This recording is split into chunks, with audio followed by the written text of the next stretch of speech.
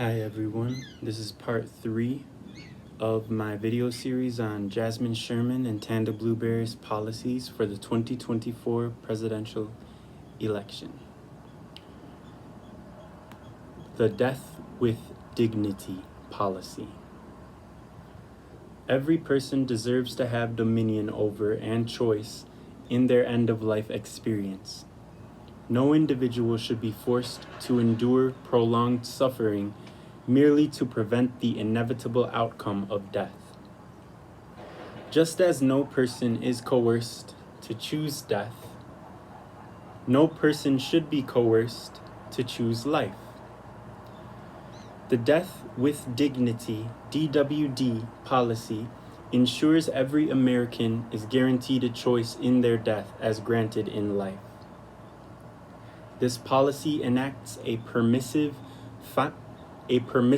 federal standard for eligible patients nationwide, the ability and access to participate in the Death with Dignity program through the voluntary self-administration of a lethal dose of medication expressly prescribed by a physician for that purpose.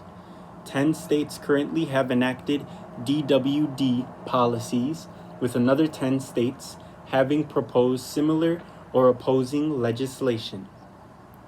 States that enable access to DWD will not enforce a residency requirement. There is no state or federal program for participation in the Death with Dignity Act, DWDA. People seeking DWD do not submit an application to their state or health authority of residence. Qualified patients and their licensed physicians implement the DWDA on an individual basis. No person or patient is compelled to participate. The DWDA requires the state's health authority to collect data about DWDA participation and to issue an annual report.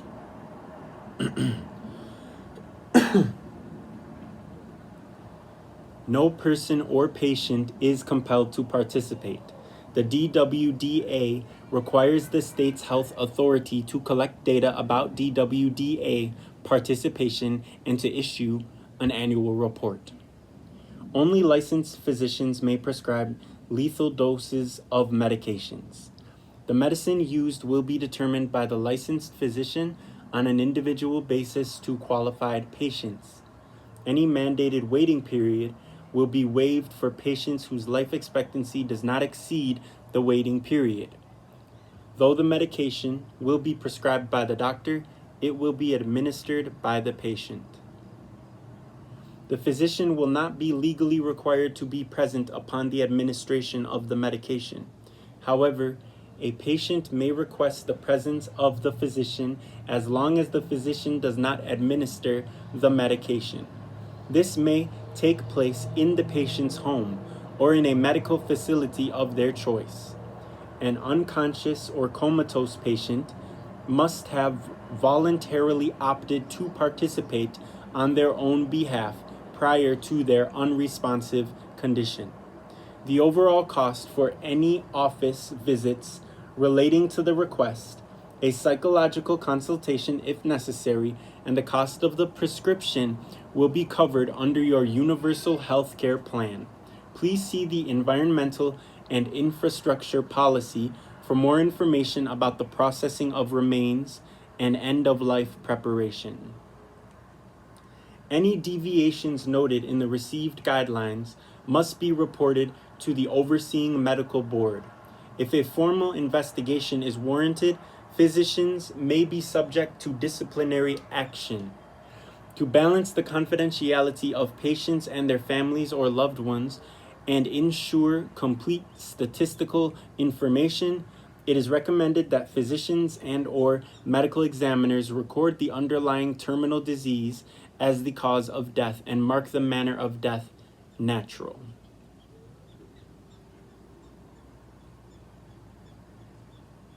Eligible patients must be at least 18 years old, be capable of making and communicating informed health care decisions for themselves, be able to self-administer the prescribed dose of medication either orally or by pushing through an NG tube, have been diagnosed with a terminal illness that will lead to death within the next 12 months, have attended at least 6 months of therapy with an applicable medical professional to ensure this is the best decision for the patient.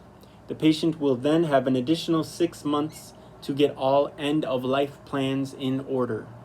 Months 1 to 5. Patient attends therapy alone with physician. Month 6. Selected loved ones of patient added to therapy sessions if applicable. Months 7 to 12.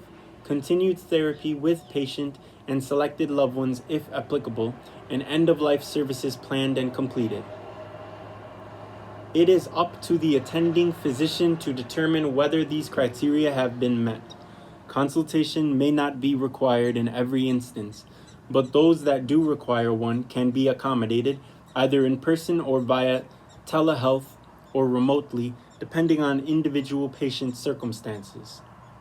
By establishing clear guidelines and safeguards, the government aims to provide a compassionate and regulated framework for euthanasia, balancing the principles of autonomy, wellness, and respect for human life. These guidelines prioritize the rights and well-being of patients while upholding ethical standards and legal principles. Terms defined. Types of euthanasia. Active euthanasia. Killing a patient by active means, for example, injecting a patient with a lethal dose of a drug, sometimes called aggressive euthanasia. Passive euthanasia. Intentionally letting a patient die by withholding artificial life support, such as a ventilator or feeding tube. Voluntary euthanasia, with the consent of the patient. Involuntary euthanasia, without the patient's consent. For example, if the patient is unconscious and their wishes are unknown. Some ethicists distinguish between involuntary against the patient's wishes and non-voluntary without the patient's consent but wishes are unknown forms. Self-administered euthanasia. The patient administers the means of death. Other administered euthanasia. A person other than the patient administers the means of death. Assisted.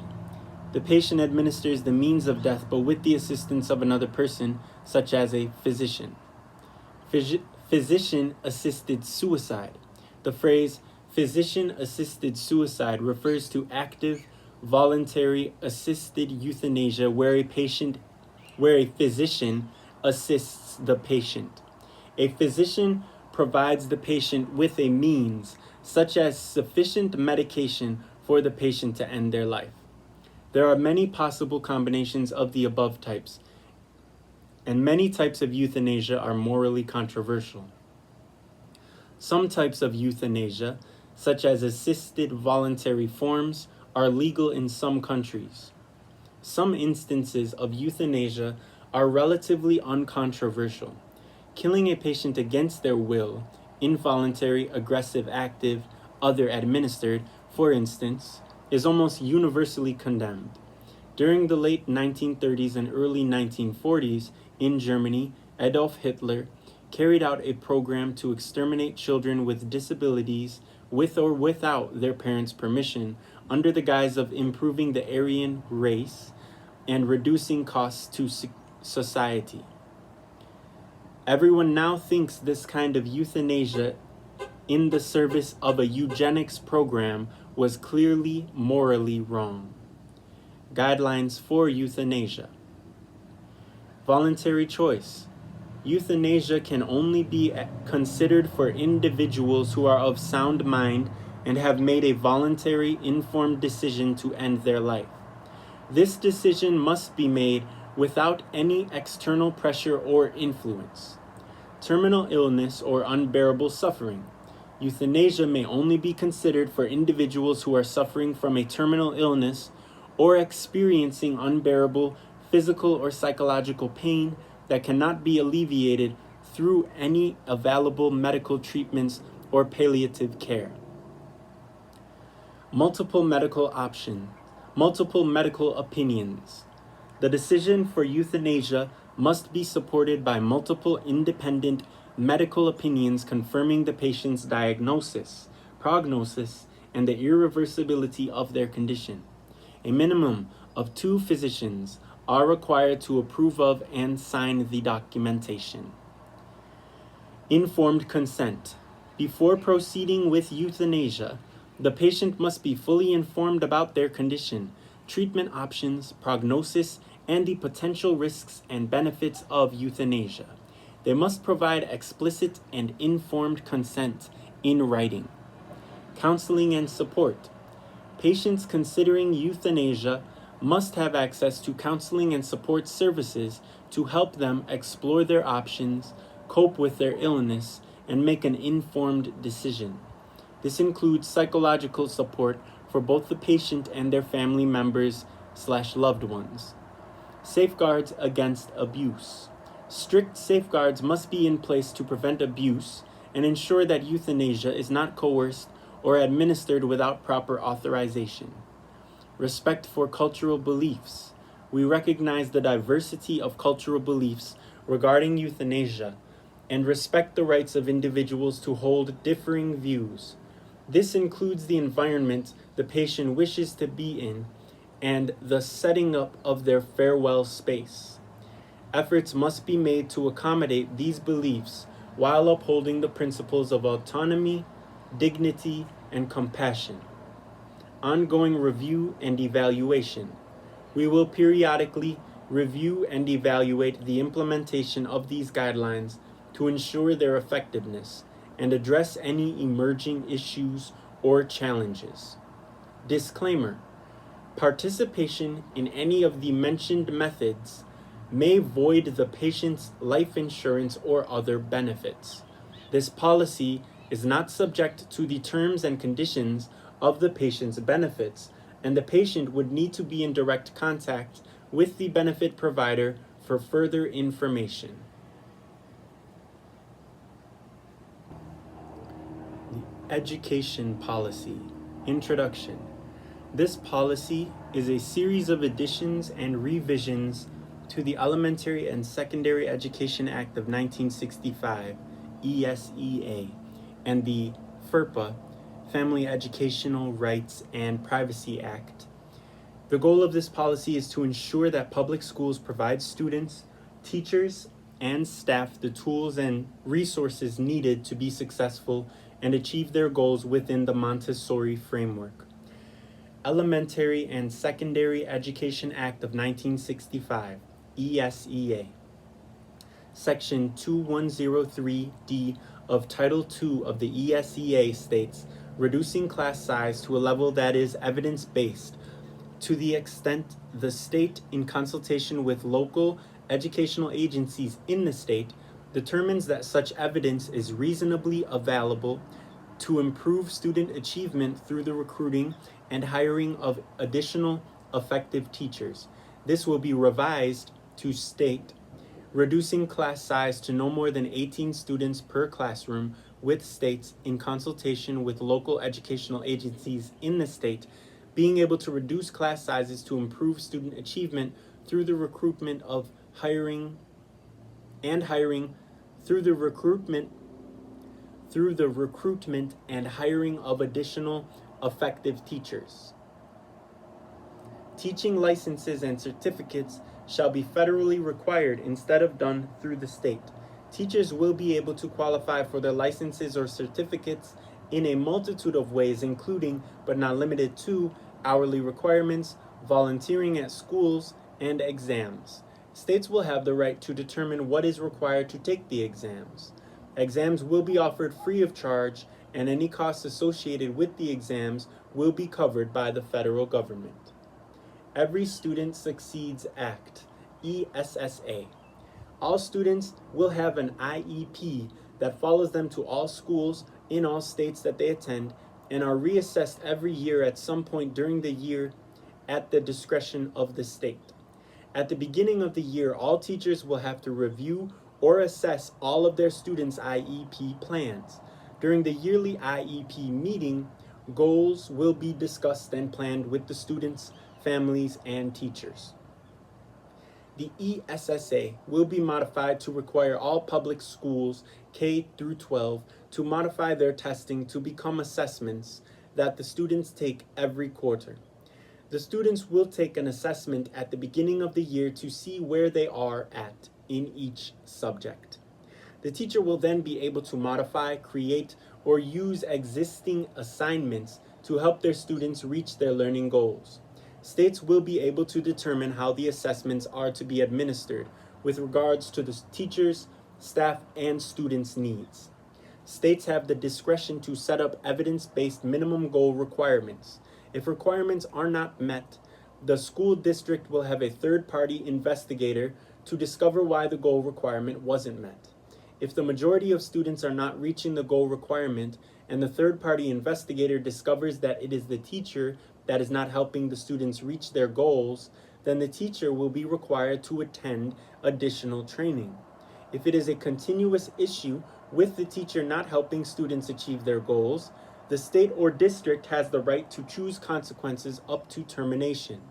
If the investigator discovers that the child is not reaching their requirements due to the child's actions and decisions, the investigator will work with the therapist to come up with a plan to help the student that they will present to the school. This can include parent-teacher therapist conferences, changing classes, and additional therapy sessions. Sexuality education. Grade-appropriate comprehensive sexuality education will be required in grades K through 12 in all public schools. States will have the choice of how they want to teach these subjects.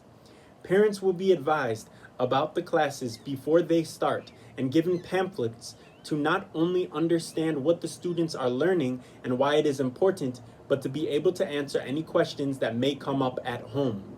The minimum requirements for what should be covered in these classes are as follows. For pre-K and kindergarten, correct names for body parts. Curiosity is normal and understandable.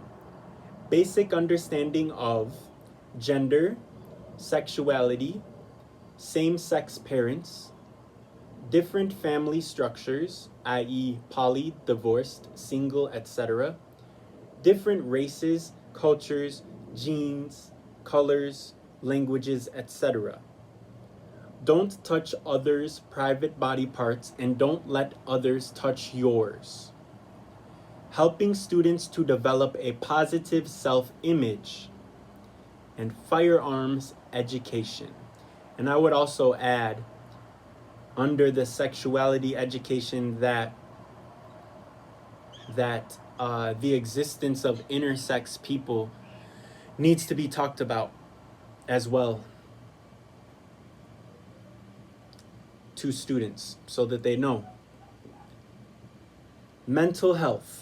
Section 2103, 1.3 of Title II of the ESEA will be changed to say that school-based mental health programs will be developed by partnering with public or private mental health organizations and required of all students, teachers, and staff to regularly attend. A third-party therapist will be located at each public school to conduct the mandatory meetings with students and teachers. Therapy for teachers and staff. All teachers and staff will be required to go to a monthly counseling session provided to them by the state and/or school district. Before a teacher or staff member is hired, they will have to complete a set number of hours to be determined by the state or district, with a minimum of 2 hours with a third-party therapist. The therapist is able to require more sessions and/or provide recommendations on hiring. Therapy for students. All students will be required to go to a therapy session bi-monthly that is provided by the state and/or school district.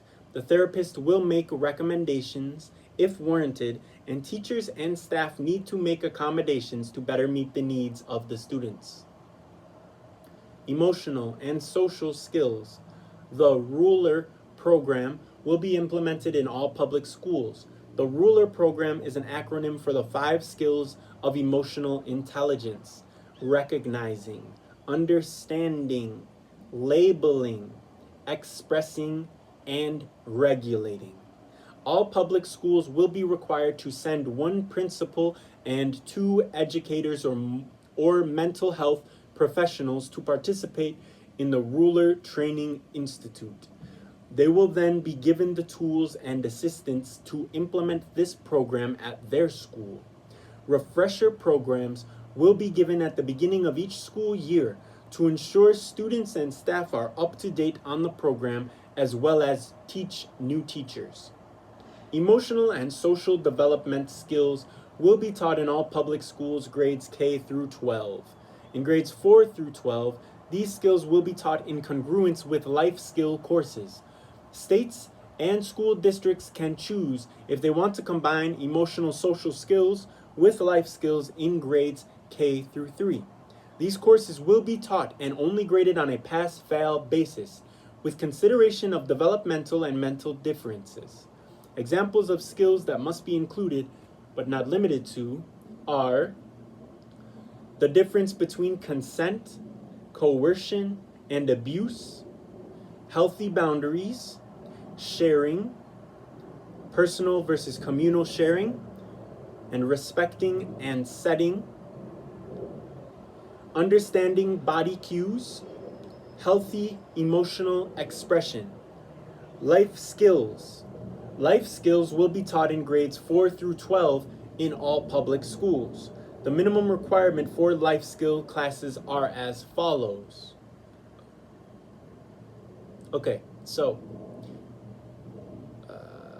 sexuality education, coming back to sexuality education. That was pre-K and K.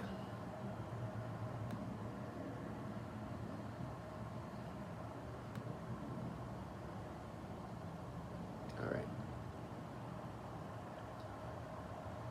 Sexuality education for 1st to 3rd grade includes the basics of plant and animal reproduction, helping students to develop a positive self-image, male and female anatomy, interpersonal relationships, healthy boundaries, and when it comes to healthy boundaries, just how to set and respect boundaries and what the benefits of boundaries actually are. So quite comprehensive, I'd say.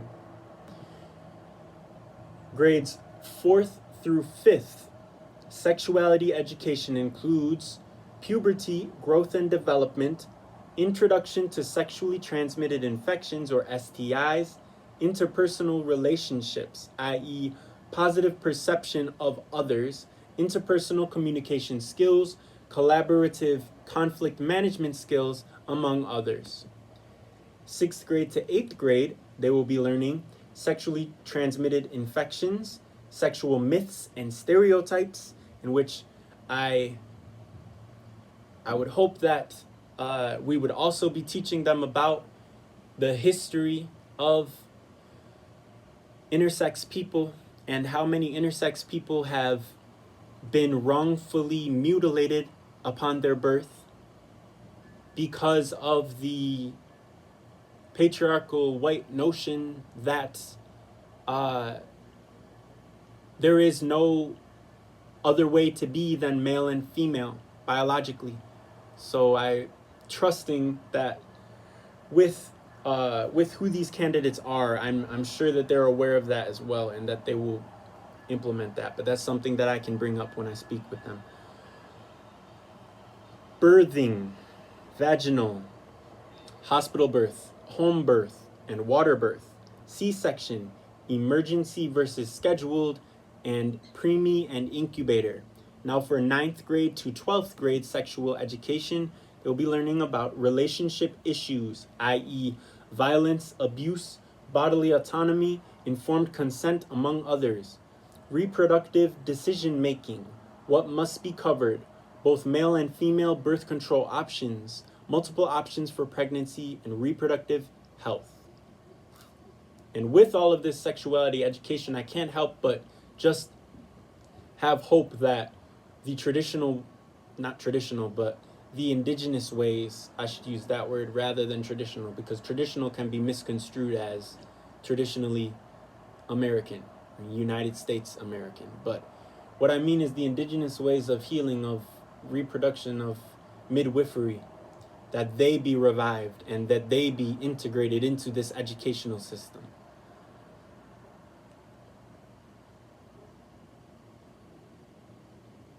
Life skills. Life skills will be taught in grades 4 through 12 in all public schools.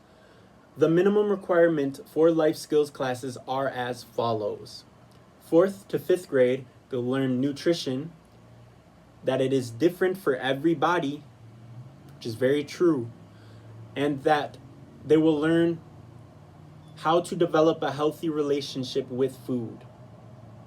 They will learn about developing a healthy relationship with food. And this also lends itself to knowing the different relationships that can be had with food, including overeating, including undereating, emotional expression and identification, good hygiene, and organizational skills, such as meal planning, meal prep, that kind of stuff. In grades 6 through 8, the life skills curriculum will include emotional expression and identification, nutrition, maintaining that healthy relationship with food, overeating, undereating, good hygiene, and organizational skills, as has been said. All right, so 9th grade to 10th grade, the curriculum includes emotional expression and identification, nutrition, maintaining a healthy relationship with food, how to cook delicious and healthy foods, overeating, undereating, good hygiene, how to do laundry, how to do dishes, and organizational skills.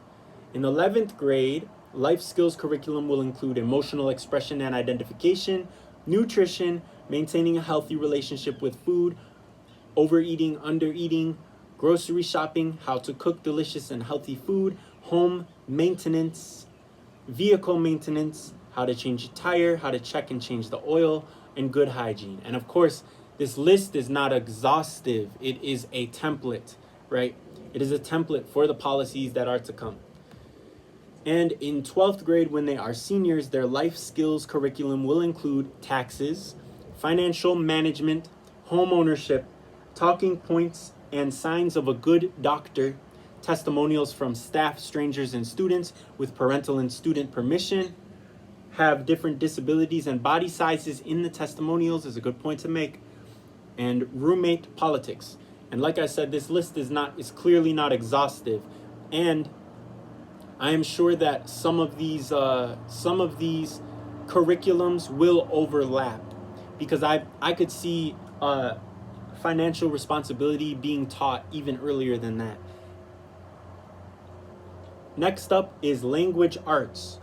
All schools need to be Spanish immersion schools, and American Sign Language will also be mandatory.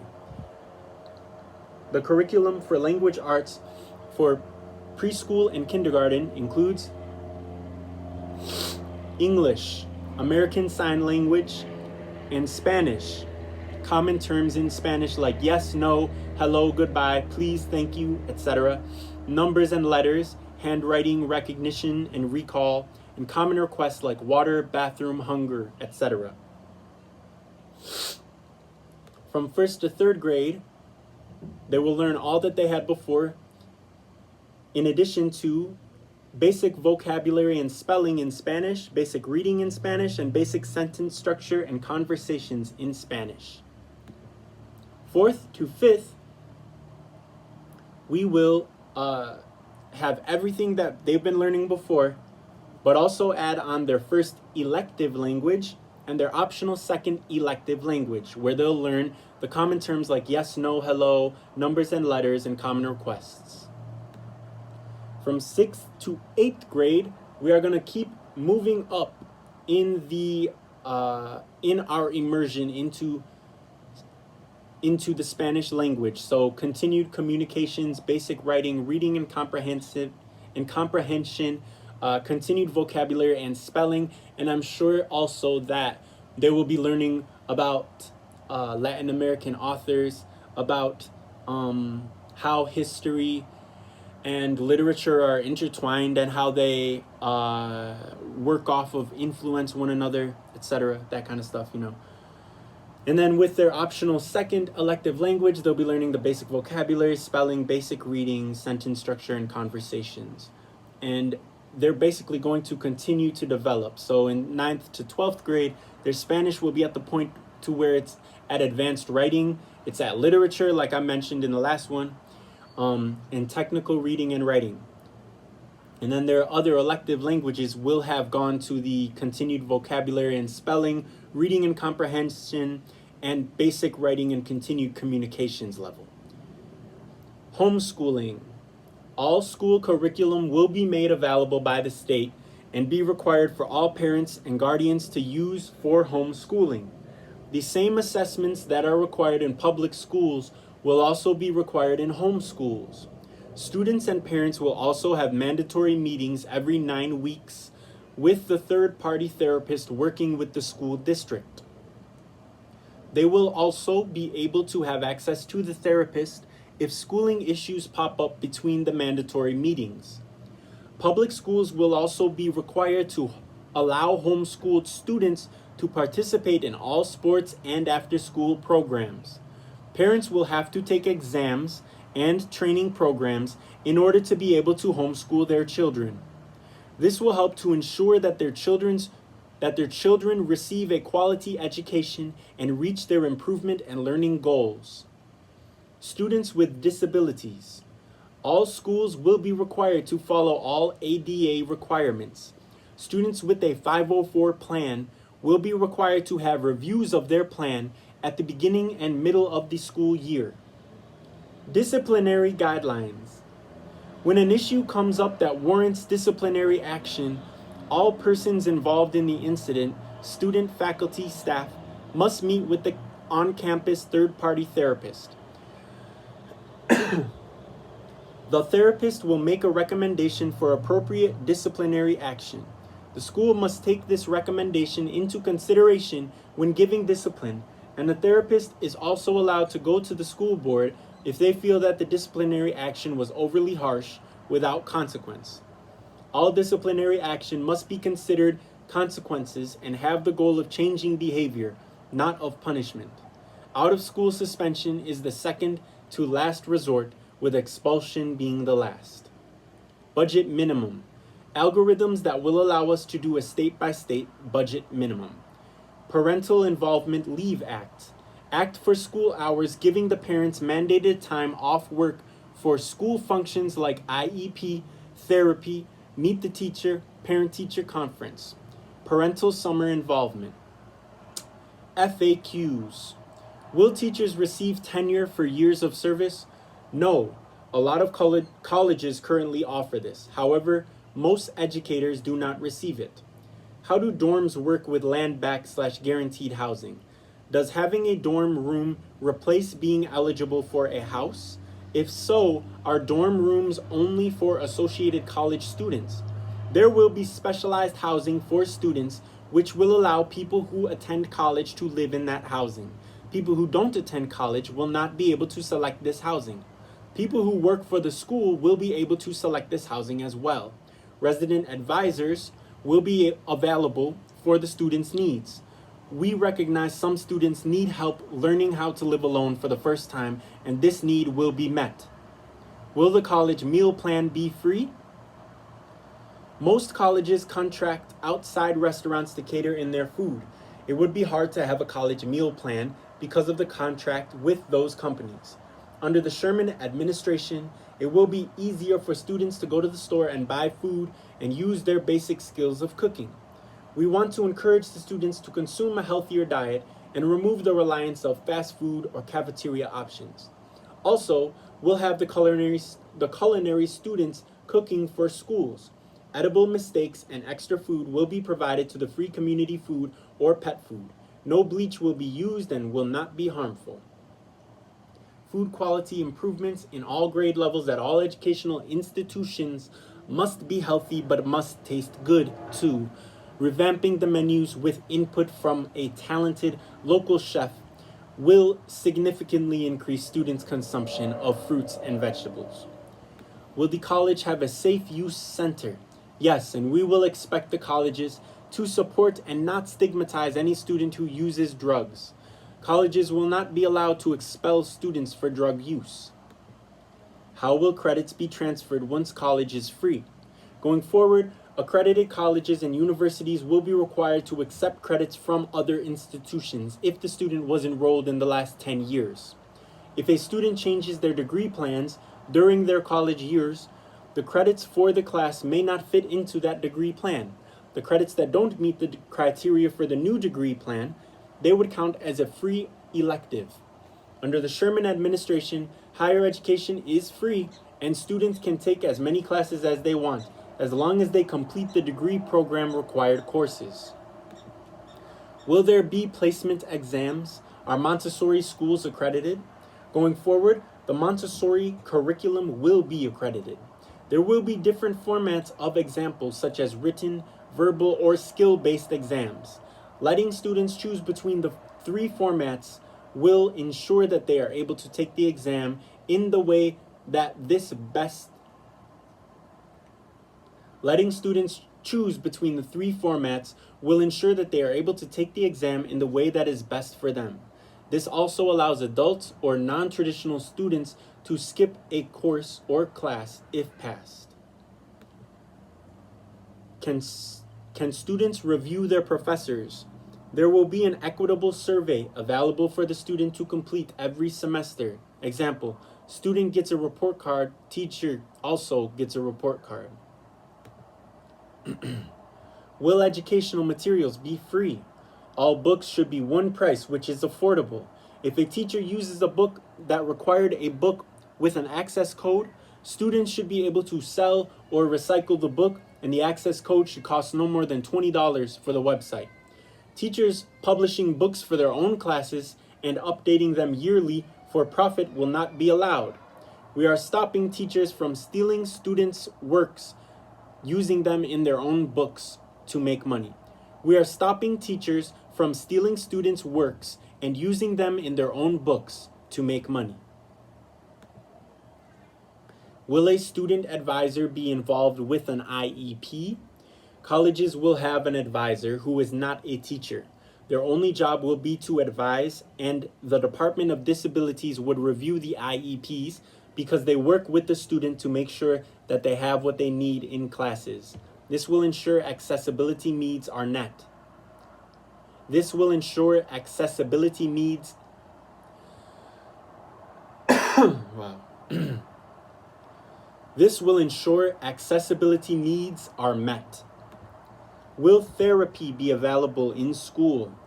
Therapy will be required for all students, faculty, and staff. This will be provided weekly for students and bi-weekly for faculty and staff. What is the classroom maximum? Class maximums may vary, but should not exceed 18 students. For pre-K to 12th grade, there will be no more than 20 students when a teacher is present. Environment and infrastructure policy. Climate change is showing its predicted effects day after day, year after year.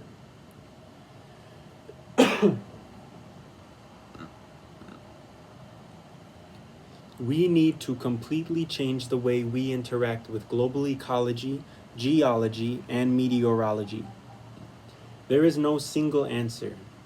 The problem is centuries of pursuing profit at the expense of the environment. Destruction of our ecosystem has been treated as an acceptable cost in all industries. The pollution we have produced with apathy stops now. This is the bare minimum, and nothing less will be acceptable. These are the federal standards. Local standards may be more strict. Higher standards for ADA per the disability policy will be applied to all infrastructure and housing. All new construction and the clearing or repurposing of land must be approved by the local indigenous council. Fundamentally, this policy's intent is to provide everyone with a safe environment, from individual shelter within the benefits of society to the needs of the greater ecosystem. It will be updated in accordance with scientific advancements and understanding to serve that interest.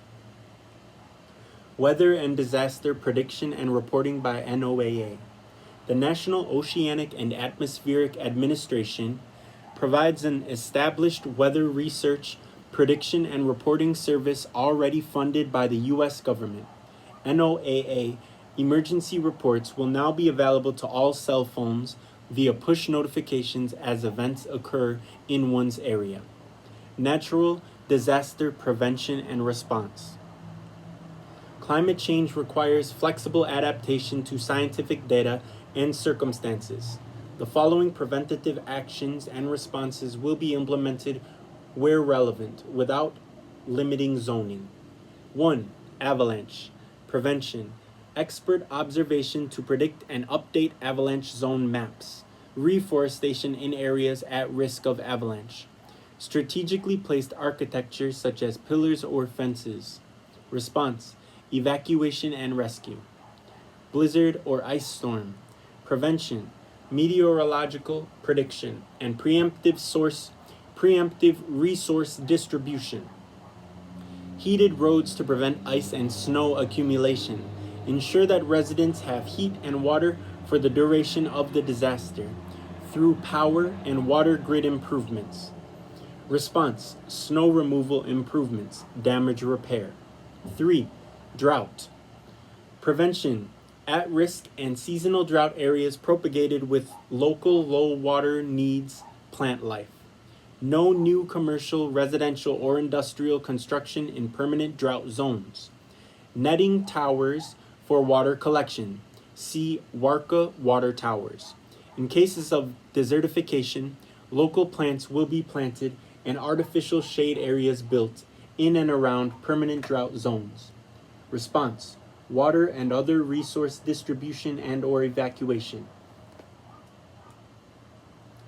4. Earthquake prevention. Expert observation to predict and record earthquakes. Structural improvements to buildings in earthquake zones in the form of flexible foundations and frames, including a post-tension core. Response. Evacuation and rescue. 4. Fire prevention. Controlled burns. Minimum spacing, 5 meters to 24 meters, depending on conditions, between buildings in fire zones. Man-made lakes, rivers, and water sources, especially those on former lake, pond, or riverbeds. Fire maintenance and response training for residents of fire zones, done by fire departments, under the local indigenous council's oversight. Response. Evacuation and rescue and firefighting. 6. Flooding, coastal and inland. Prevention. No new construction in the sea level rise plain, wetlands, and river plains. Response. Evacuation and rescue. Reclaim recyclable materials and perform bioremediation. 7. Hurricane. Prevention. Switching to round buildings with impact windows for new construction. Flexible framing for tall buildings with layered support. Response. Resource distribution and or evacuation and rescue. 8. Mudslide or landslide. Prevention. Improved drainage with sewer upgrades and raised and or hollow roads. Structurally fortify slopes with specific native vegetation, guided by experts such as botanists. Response. Evacuation and rescue. 9. Pandemic/epidemic. Prevention. 222 wavelength UV light on public surfaces as part of standard cleaning, specifically effective for killing the SARS-CoV-2. Filtered ventilation in all public places classified as essential. Regular voluntary screening for transmittable infections. Regular voluntary screening for transmittable infections. Incentivize staying home when sick, guaranteed paid sick leave.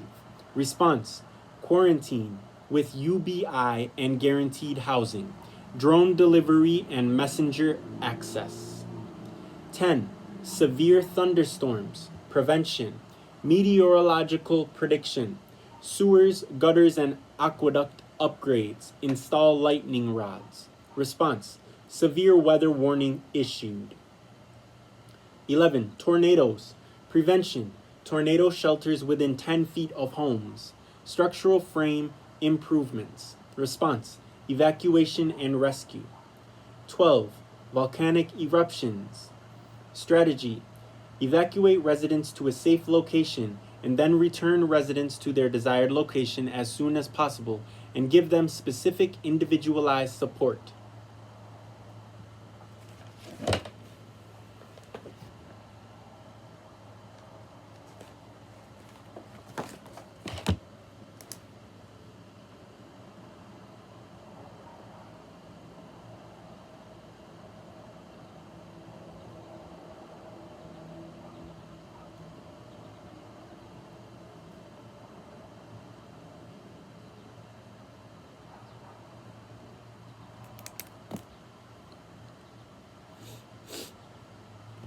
Energy.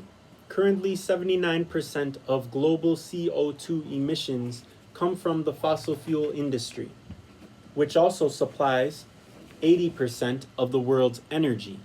As a side effect of this, global warming and climate change have ravaged the world, threatening the state of our ecology, sustainability, and ability to survive over the next few centuries, or even decades. As such, changes must be made in order to supply the people with abundant, sustainable, renewable energy that eliminates as much carbon emissions as possible while also contributing to the active efforts to replenish and heal the environment. The United States will no longer be purchasing, producing, or otherwise acquiring fossil fuels. They shall be left where they are in the ground. This includes mined oil, gasoline, fossil diesel, coal, natural gas, and non-biopetroleum. Limited exceptions will be made for medical and scientific research and development that requires plastics and fossil fuel-based chemicals. However, even such facilities must still convert to non-plastic or bioplastic tools wherever possible, and must justify all uses of fossil fuel and fossil fuel byproducts as unavoidable during their quarterly review. Carbon emissions, single-use plastic, and chemical waste will still be subject to the taxes referenced in triple bottom line. Research to completely replace plastic and other fossil fuel byproducts in these industries will also be prioritized. Instead of fossil fuels, we will be powering the country with a variety of renewable energy sources, with consideration for climate, ecological impact, human impact, efficiency, cost, and practicality. 1. Wind turbines. Smaller designs of turbines on city buildings. Vertical double helix wind turbines for tight spaces such as the tops of city skyscrapers. Horizontal wind turbines are more efficient and will be used wherever possible. Make sure turbines are a safe color for birds. Research has shown damage to bird populations was greatly decreased by changing turbine blade color to black. Solar panels. 2. For areas with a good sun number. For areas with below 80% humidity at least 2/3 of the year. Solar panels, polycrystalline or monocrystalline, must have the following: at least a 10-year lifespan and at least 20% efficiency. 3. Fourth plus generation nuclear reactors, significantly safer than significantly safer than first, second, or third generation nuclear reactors, for powering manufacturing facilities with a large energy cost as well as cities, placed a safe distance away from residential and agricultural areas. Waste recycled multiple times to reclaim nuclear potential. See fast reactor technology, which will also decrease nuclear waste risks and make use of existing nuclear waste stores. Final waste product treated by vitrification. 4. Damless hydropower. Significantly less environmental impact than dams. Doesn't stop the flow of water. Phasing out dams in hydroelectric. Decrease reliance on dammed hydroelectric to allow for future restoration of natural water paths. Step towards phase out. Evaluate original waterways that have been changed by damming. Predict the new course of water when the dam is dismantled. Relocate residents from impacted homes and other occupied areas. Reclaim recyclable and reusable material. Remove waste and perform bioremediation where necessary. Incrementally increase the amount of water released by the dam. This allows for the natural path of the water downstream to define itself. Minimize impact to animal life upstream by ensuring this is done at an appropriate time of year in local wildlife's reproductive cycles.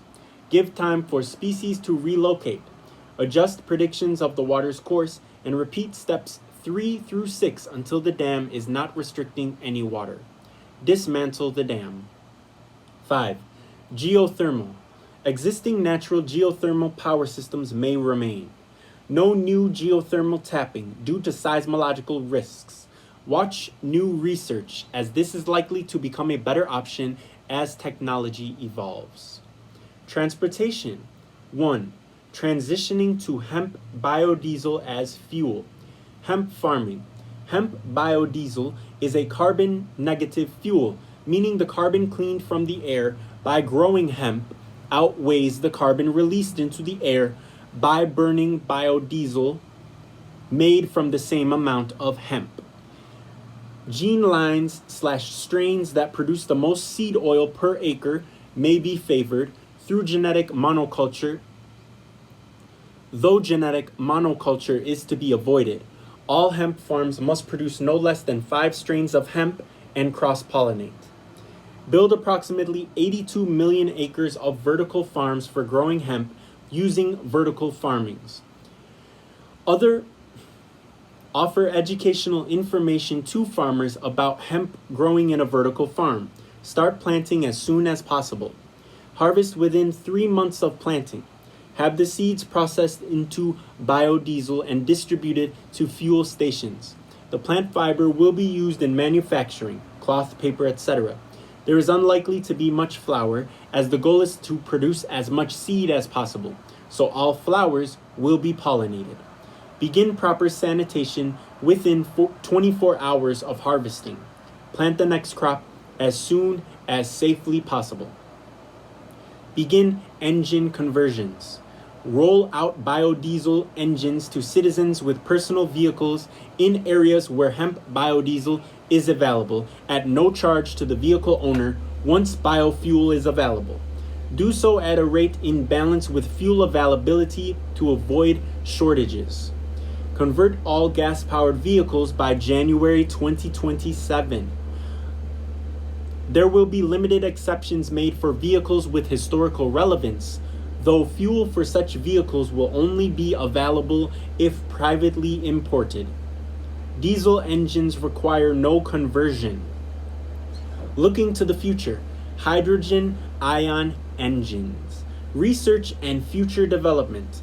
A nearly fuel-free electric option which doesn't need to sit parked to charge. Powered by hydrogen producing bacteria. 2. Making roads safer and more durable. Recycled plastic roads. Cheaper than asphalt or cement, more durable, longer lifespan, and hold up better to temperature changes. Powered road elements.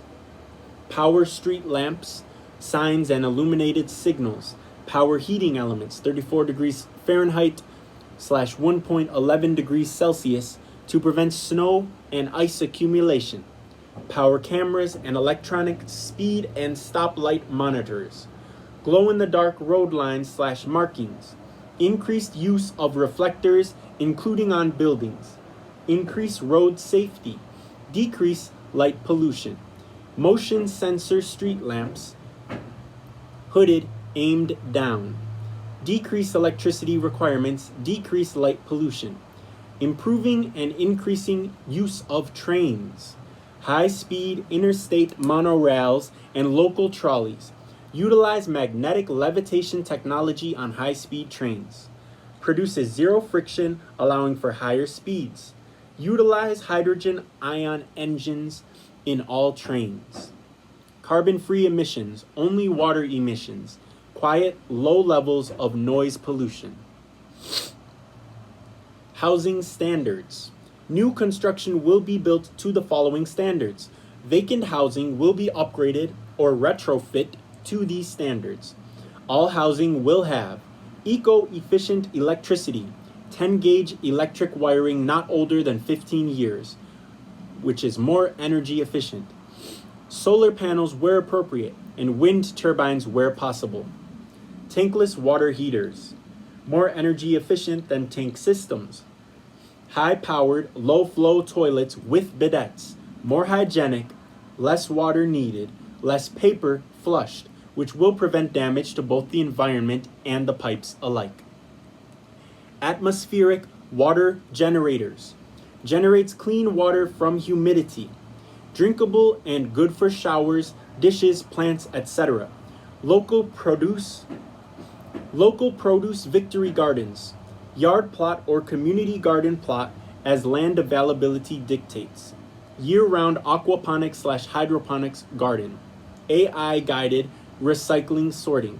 No grass lawns, instead moss, local plants, and food. Food compost. Local foliage. A laneway, driveway, or a garage.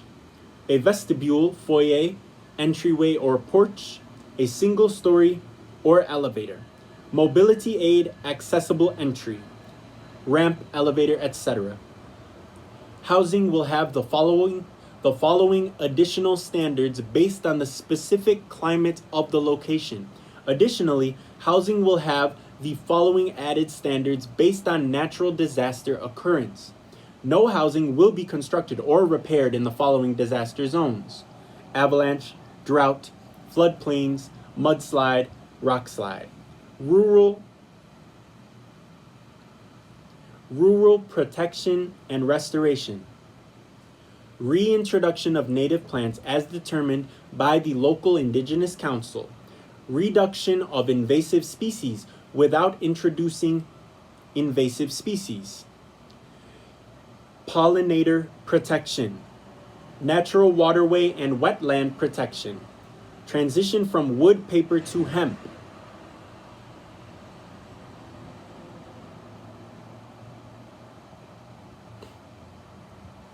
Protect old growth forests, no exceptions.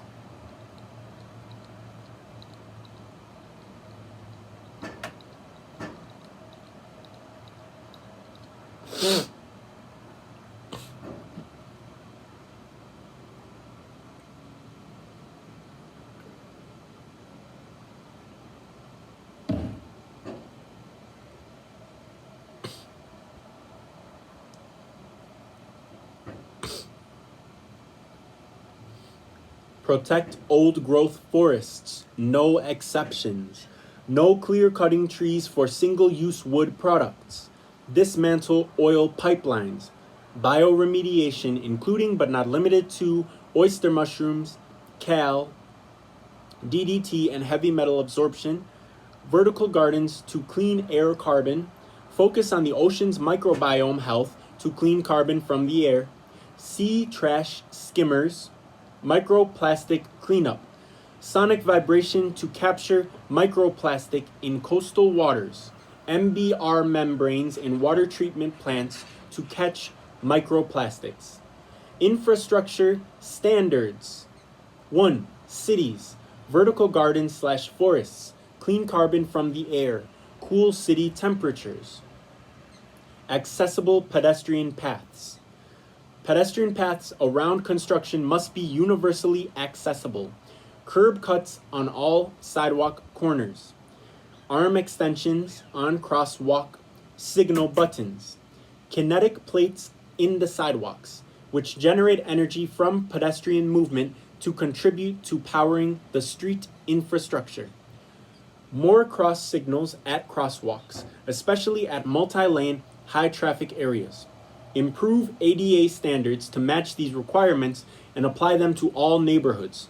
Create additional alleys and off-street parking areas, laneways. Clear up streets for through traffic, bicycles, and pedestrians. Increased native foliage on all city streets. Reintroduction of female trees, including public fruit trees. 2. Suburbia. Non-Euclidean zoning. Remove arbitrary grid zoning, which prevents residential and low-impact commercial areas from blending. Convert suburban areas into mixed-zone, walkable, and accessible communities. Backyards and cul-de-sacs converted into public gardens, community spaces, and low-impact commercial areas.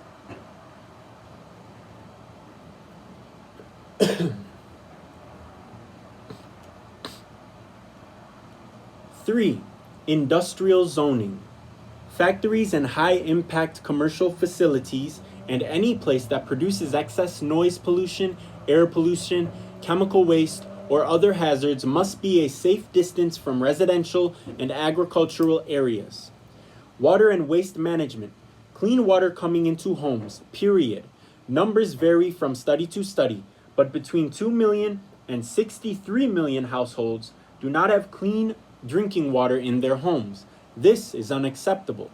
No dangerous microbes, no dangerous chemicals, no dangerous levels of minerals or other non-water inclusions.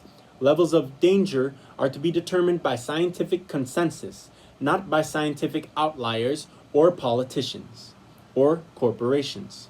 Wastewater reclamation. No dumping of unclean wastewater. In addition to a multi-step filtration and purification process, use enzymes and bacteria that break down wastewater.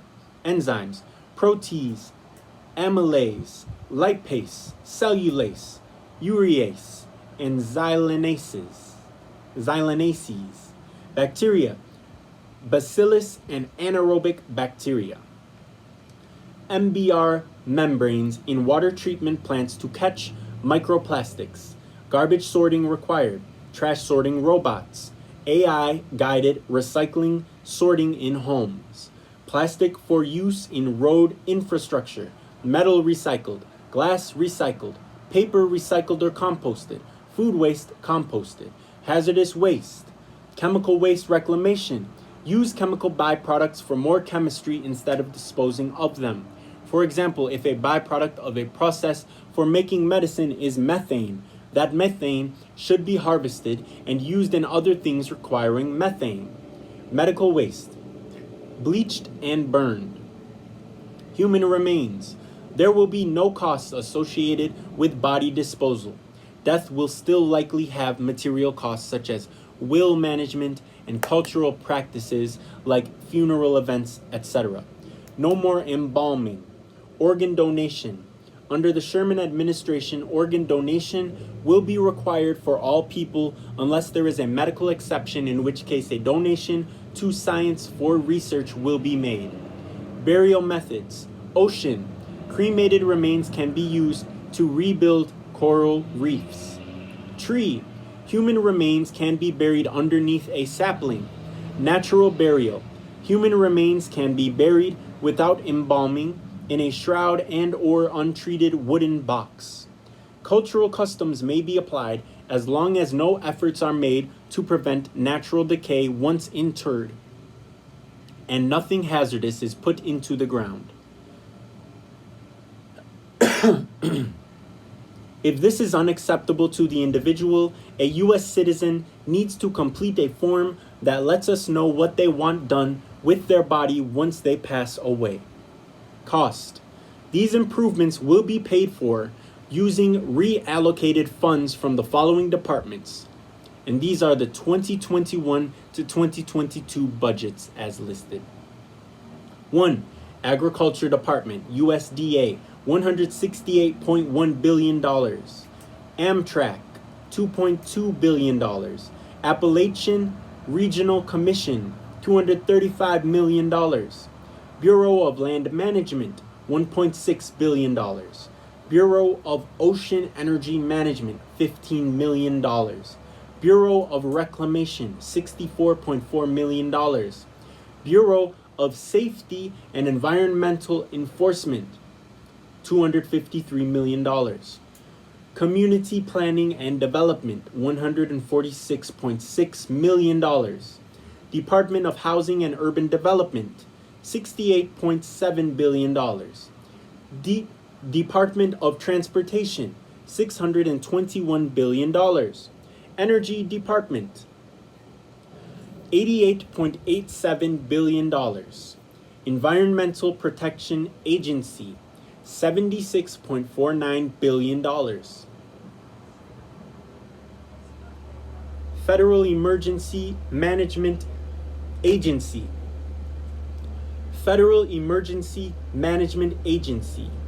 $405.1 million. Federal Railroad Administration, $4 billion. Federal Transit Administration, $13.5 billion. Fossil Energy, $4 billion. U.S. Geological Survey, $1.6 billion. National Ocean Service, $884 million. For national security, climate change motivated relocation will come from the Department of Justice, at least $5 billion. Additional funding will come from the Environment Cost Tax referenced in triple bottom line. The total sum of the budget items listed above is just over $1.05 trillion.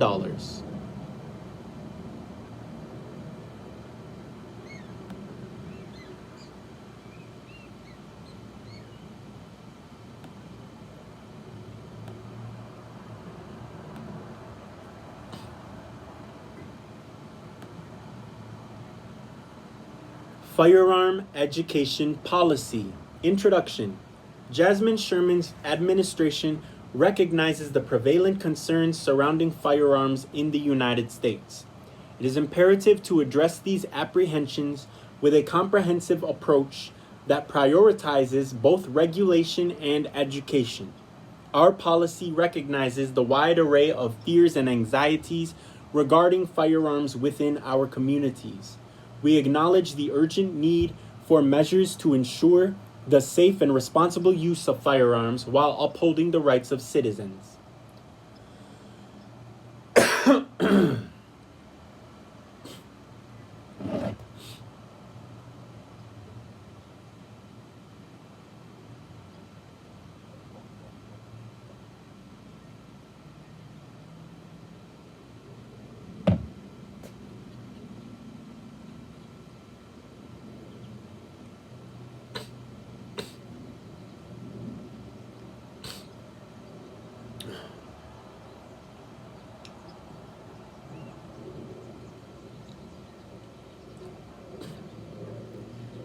Our focus is grounded in a commitment to fostering a culture of firearm safety through education and training programs. By equipping individuals with the knowledge and skills necessary to handle firearms responsibly, we aim to mitigate risks, promote understanding, and safeguard the well-being of our society. Our policy has a delicate balance between upholding Second Amendment rights and safeguarding our communities, while implementing comprehensive standards to ensure that every individual has access to the best firearms training possible. By prioritizing access to quality training from an early age, we aspire to instill a culture of safety surrounding firearms as an essential life skill. The federal government will establish standardized guidelines for firearms education, encompassing safety protocols, handling techniques, marksmanship, insurance, and legal responsibilities. Integration into primary school curriculum. Firearms education will be integrated into the primary school curriculum, starting with age-appropriate lessons on safety and awareness. The curriculum will emphasize foundational concepts such as firearm anatomy, safe handling practices, storage solutions, and the importance of respecting firearms. Lesson plans will be research-backed and designed to cultivate critical thinking skills, decision-making abilities, and responsible behavior regarding firearms. Promoting a culture of safety. Similar to teaching children to avoid touching a hot stove, firearms education will impart essential knowledge and skills to mitigate risks associated with firearms. By demystifying firearms and promoting familiarity through education, we aim to reduce accidents, misuse, and incidents of firearm-related violence. Community task forces and outreach programs will reinforce the principles of firearm safety and responsible ownership among individuals of all ages. Insurance requirement. All individuals owning firearms must carry valid and up-to-date insurance specifically covering their firearms. The insurance policy must adequately cover any potential damages, injuries, or losses resulting from the ownership, possession, or use of the firearm. Please note, the insurance company may require a background check for eligibility for their insurance. Responsibility of firearm owners. Firearm owners are solely responsible for ensuring that their insurance coverage is current and sufficient. It is the responsibility of the firearm owner to maintain documentation proving the existence and adequacy of their insurance coverage. Liability for damages. In the event of an incident involving a firearm owned by an individual, the owner is held liable for any damages, injuries, or losses incurred. Liability extends to any damages caused by the firearm, whether through accidental discharge, misuse, theft, or any other circumstances. Reporting requirements. Firearm owners are required to promptly report any incidents involving their firearms to the appropriate authorities and their insurance provider. Failure to report incidents or comply with reporting requirements may result in penalties or the invalidation of insurance coverage. Enforcement and compliance. Non-compliance with the insurance requirement or failure to meet responsibilities as outlined in this policy may result in legal consequences, including fines, penalties, or even revocation of firearm ownership privileges. In envisioning a system where obtaining a firearm is similar to the process of obtaining a driver's license, several key similarities can be drawn. Firstly, prospective gun owners would undergo comprehensive training on firearm safety, handling, and regulations, similar to the driver's education courses mandatory for obtaining a driver's license. This training would ensure individuals understand the responsibilities and risks associated with firearm ownership. Secondly, applicants would be required to pass both written and practical examinations to demonstrate their knowledge and proficiency, similar to the tests drivers must pass to obtain a license. Additionally, background checks would be conducted to assess the applicant's eligibility, including factors such as previous firearm history and mental health status, mirroring the scrutiny placed on driver's license applicants. If the questions about previous history arise, it will be handled on a case-by-case basis. Lastly, just as licenses must be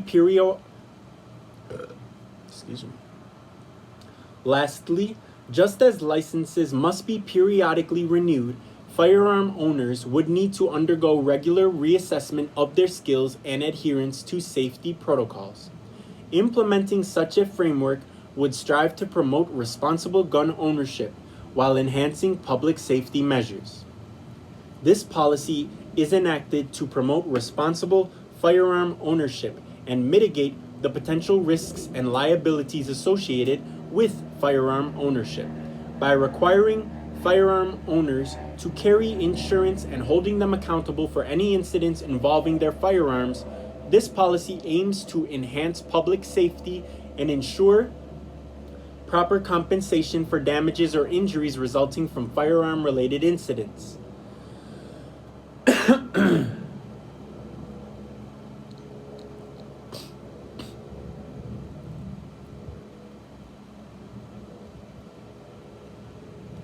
Compliance with this policy is essential for maintaining a safe and secure community for all residents. In setting a standard of excellence for 3D printed gun parts, it is imperative to prioritize consumer safety above all else. Therefore, all 3D printed gun parts intended for sale must adhere to a strict code of quality and reliability.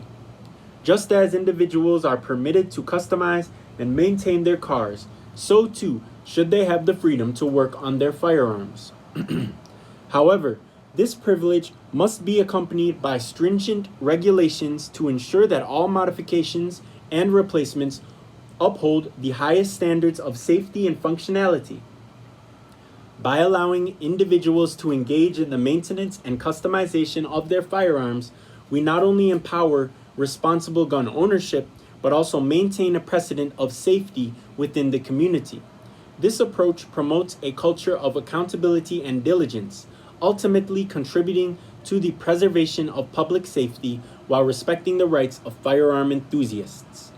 The implementation of federal standards for firearms education, coupled with support for local gunsmiths and integration into primary school curriculum, signifies a proactive approach to enhancing public safety and fostering a culture of responsibility surrounding firearms.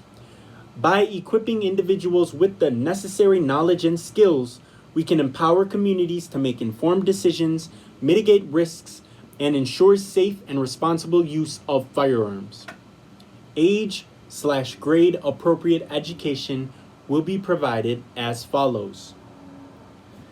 Preschool to kindergarten, gun safety, plastic/airsoft target practice. Kindergarten to 8th grade, those things in addition to active incident training. 9th grade to 12th grade includes the previous things as well as attaining a gun permit. Foreign policy. It is time to move the USA into a global conversation rather than pursuing global domination. We will no longer be policing the world. Instead, it is time for us to participate in peace, not only allyship at a government level, but at an individual citizen level and at a community level. We will maintain security and allyship by being generous. This is not weakness. This is maturity. Foreign aid. When aid is offered, it will be of a type which the country in question has requested. If aid is undesired, it is not aid, it is imposition. Moving forward, to the best of our ability, we are providing our global neighbors with the outreach and support they truly want, rather than what we've decided for them, because what is good for our allies is good for our nation.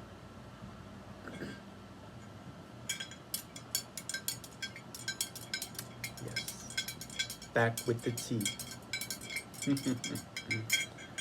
This is Puka tea, Pukka. I'm trying it out. It has a lot of honey in it. I put a lot of honey in it. I added a lot of honey. It's got ginger, turmeric, and galangal. I love galangal. So,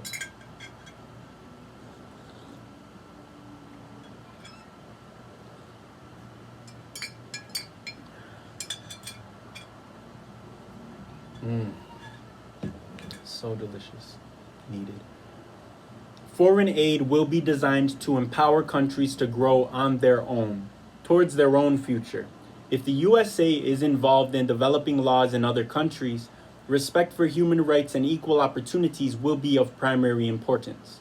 Science-based information will be used to inform all decisions regarding the specific nature, quantity, and delivery of aid.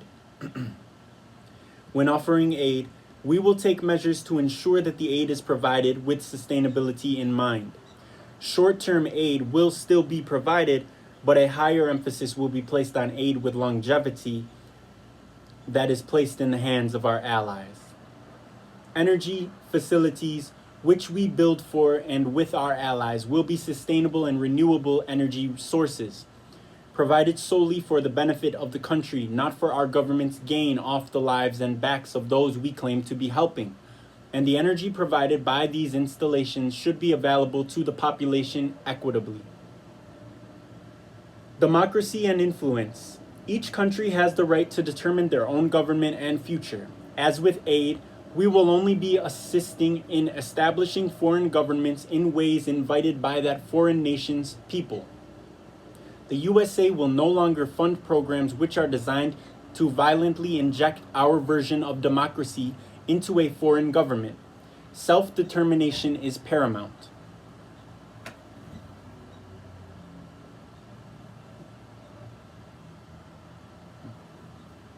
Legal systems we influence should aim in the direction of a right to life, a right to peaceful assembly, a right to education, a right to security, and a right to a clean and healthy environment. Available health care, education accessibility, and science funding should also be included in our preferences when invited to offer guidance to developing, reforming, and restructuring government systems of allied nations. Trade. In international relationships, trade is the opposite of war. Countries which trade establish mutually beneficial relationships, and with that should develop mutual respect and gratitude. We hope to maximize trade with our allies, not only for the sharing of our resources to the betterment of all, but to strengthen our bonds within the global community. While maximizing trade, we simultaneously hope to minimize waste, environmental impact, and dangerous and exploitative work practices. To this purpose, all trade will be subject to triple bottom line accounting, just as though they would if they operated within the USA under the Unicorn Party's economic policy. International community. The USA has too long occupied a solipsistic position, separated and acting above the other nations of the world. Our position must be one of equality with the other leaders of the world, not superiority. We must listen to the needs and the successes of our global international community in order to serve our own nation and strengthen those around us. Our performance and respectability as a nation when participating in NATO, the UN, and other international assemblies must improve. We must show our desire for diplomacy in actions and words, within and beyond such assemblies and summits. Disputes. The USA has been losing favor in the international community for some time by being short-fused and destructive, and by inserting ourselves into conflicts to which we were uninvited, unwanted, and ultimately detrimental to both ourselves and external conflicting states in a multitude of cases. It's time we work on ourselves as a nation. At present, our citizens are not equipped to interact with the global community. We need to be more inviting to visiting residents of our allied countries as well as our immigrant communities. This means reducing biases and discriminatory practices against those for whom English is not their first language. While education programs are important, our own education system is failing, and so we will not be taking it upon ourselves to educate the rest of the world. In the event that educational aid is requested, we will look to our allies who already have such organizations in place with a better system of education than we may boast at this time. We will be closing international military bases and protecting our country while supporting our troops by bringing them home. We will no longer be inserting ourselves into external conflicts in the hope of profiting. We will only get involved in foreign conflict in ways which will benefit all, namely by providing foreign aid, which is needed and asked for. In disputes which directly target the USA and its citizens, we guarantee we will follow the Geneva Convention, as well as strict de-escalation directives. We must show the world we are ready for and capable of peace.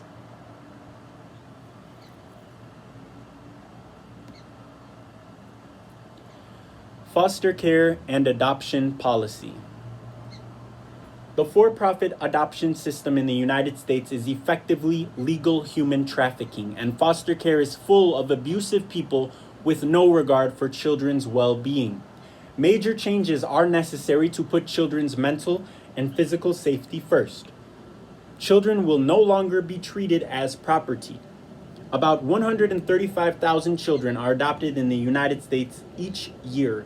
Of non-step parent adoptions, about 59% are from the child welfare or foster system, 26% are from other countries, and 15% are voluntarily relinquished American babies. The average age of a child in foster care is 7.7 years old, and 29% of them will spend at least 3 years in the foster care system. We have gathered data and stories provided from hundreds of adoptees ranging from domestic to international, adopted at many different ages, ranging from birth to even adoptees adopted in adulthood. One of the main concerns with the industry is how adoptive parents are focused and birth parents are exploited. We found that most adoption agencies don't provide accurate information on the process to allow for the pregnant person or birth giver to make informed decisions while they are actively in a crisis. At this time, adoptive parents are not provided accurate information on how they are participating in an unethical industry. The current system uses the crises and lack of knowledge on behalf of birth parents and hopeful adoptive parents to make a profit. This leaves the children in the situation of losing all autonomy and often growing up without a real voice in a world where their trauma will be minimized, mocked, and gaslit. American families are in a constant state of crisis and are easy targets for the for-profit adoption industry.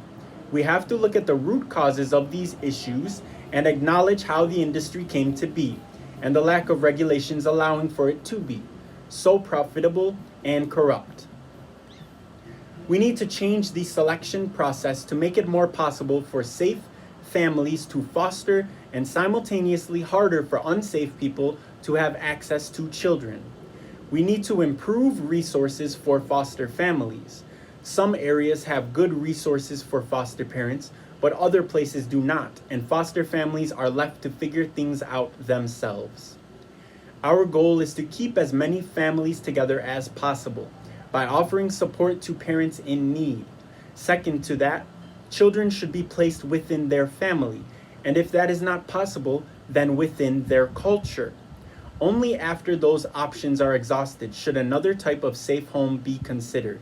We must end the practice of straight white Christians getting priority in all foster and adoption cases, and end racist practices in fertility clinics and throughout the system. Hundreds of thousands of children enter the foster care and adoption system each year. On average, less than 50% exit the system each year.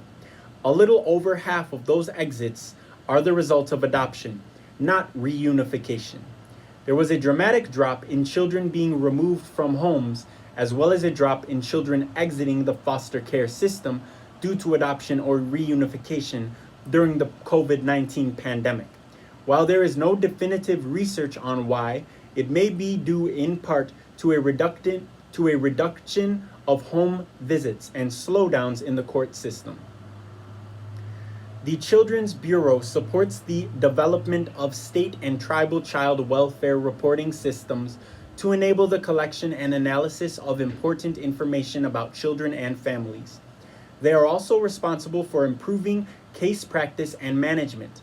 The Sherman administration will be changing the requirements to care for children, and adults will no longer be able to own children. The current adoption and foster care programs and guidelines will be ended, and new requirements will be put in place for children in need of care. An adult may care for and love a child who is in need of a home. However, it will not be a legal transaction of ownership. The steps listed below will be followed when determining who will care for the child. We want to ensure that a relationship between the child and the birth parents can be facilitated whenever appropriate.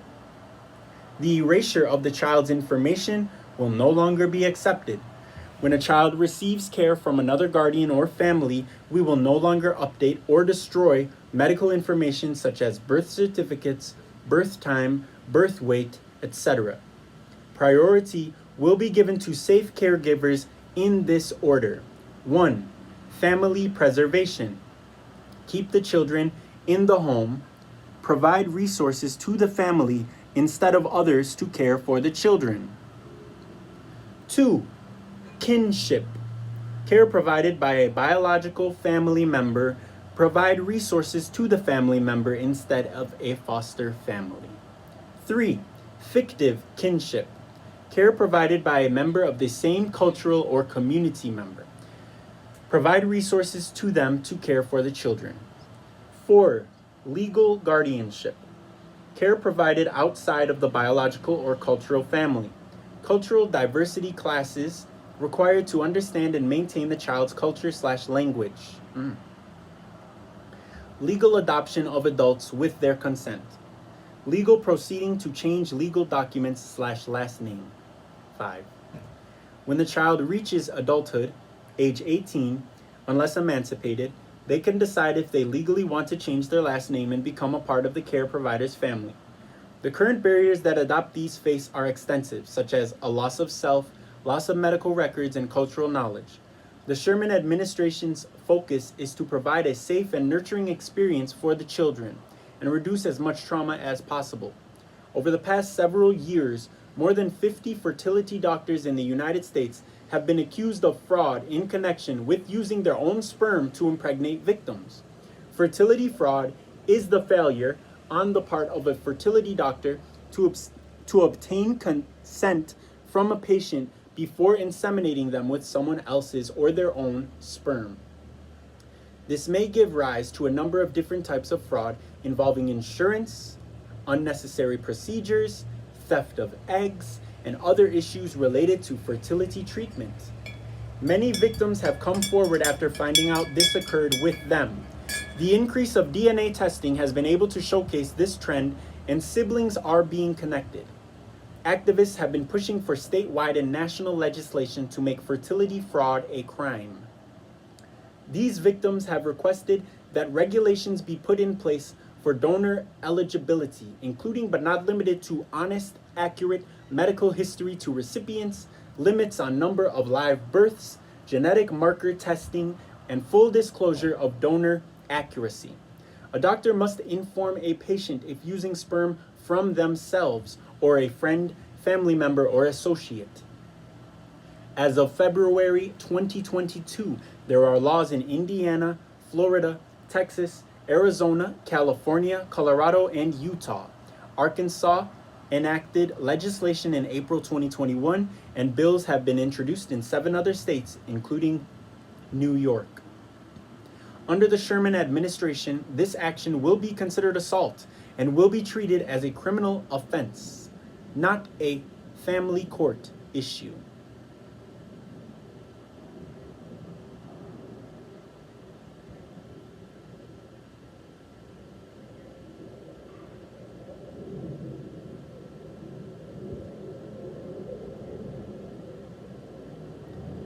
Children are not property and will no longer be treated as such.